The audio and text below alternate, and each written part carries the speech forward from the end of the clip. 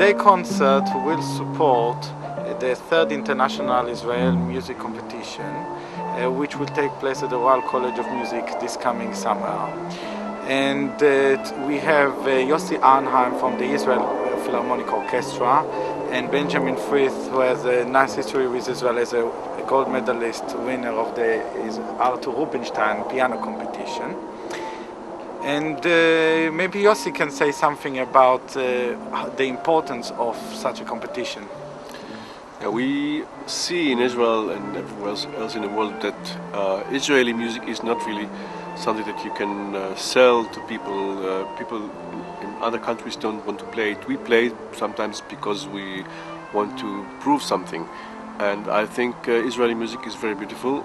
And I think Sagi's idea to have the competition where people from other countries would play music that was composed in Israel is a wonderful idea, and it supports the music life in Israel, and it makes Israel more of a music center than it really is.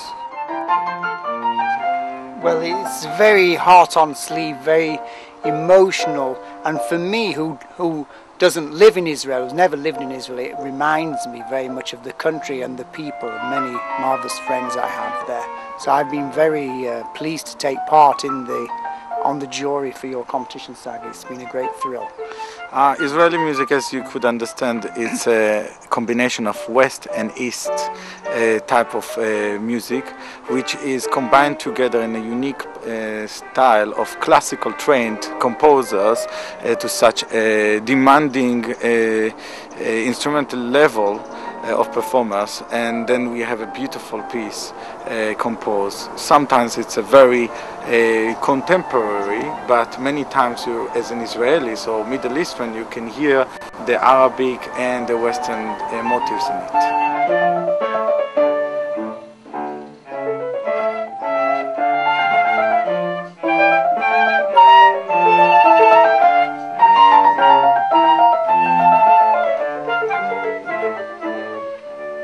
We started last year with this competition with I think something like 30 different competitors, and this year the figure went to about 70 different competitors from 15 different countries around the world, all entering this music competition based on Israeli music that each of the competitors had to offer, and it was a wonderful result.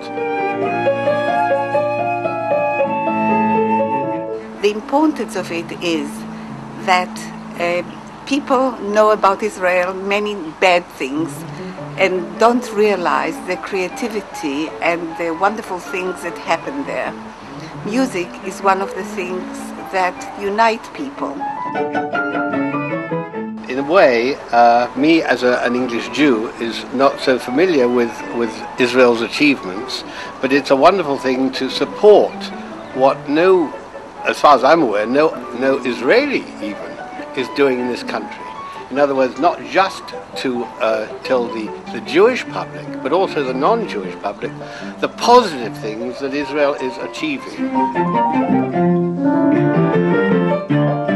In the last competition, we had 70 people who came from different countries. I think 1 or 2 were Jewish, and 1 of them was Israeli. What does that mean? That the competitors are learning not only the Israeli music, but they are given the opportunity of combining the knowledge of Israeli music with something about Israel, because they are asked to answer questions like, what kind of sounds do you hear that might represent Israel? What ideas does the music conjure up in your mind about Israel? And so, A, they prepare themselves, and B, a musician, once they learn the music, they want to perform it again and again if they have done it well. And so they will be taking this music with them to their concerts once they become famous musicians, and they will be bringing it to another public wherever they are around the world. Well, I'm absolutely thrilled to be here. Delightful afternoon. I'm so impressed because it is Israeli music, Israeli composers, Israeli production, and the support of the TZAVTAUK Cultural Society, which is most important. I'm a chairman of TZAVTAUK, and I do support Israel in every way.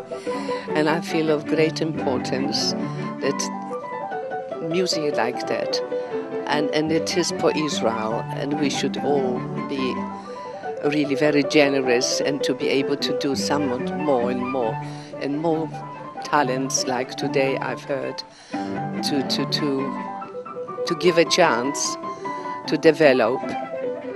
And I do hope the future life for the young people's sake would be really proud, and which I'm very proud, because it is for Israel and it is the culture, Jewish culture, and should never be forgotten.